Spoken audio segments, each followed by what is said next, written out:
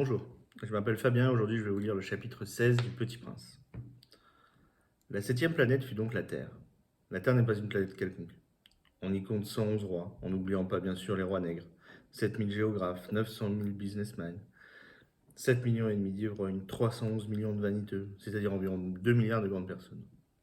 Pour vous donner une idée des dimensions de la Terre, je vous dirai qu'avant l'invention de l'électricité, on y devait entretenir, sur l'ensemble des 6 continents, une véritable armée de 462 511 allumeurs de réverbères.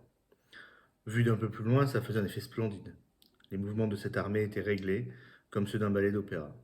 D'abord venait le tour des allumeurs des réverbères de Nouvelle-Zélande et d'Australie, puis ceux-ci, ayant allumé leurs lampions, s'en allaient dormir. Alors, entraient à leur tour dans la danse les allumeurs des réverbères de Chine et de Sibérie. Puis eux aussi s'escamotaient dans les coulisses. Alors venait le tour des allumeurs de réverbères de Russie et des Indes, puis de ceux d'Afrique et d'Europe, puis de ceux d'Amérique du Sud, puis de ceux d'Amérique du Nord. Et jamais ils ne se trompaient dans leur ordre d'entrée en scène. C'était grandiose.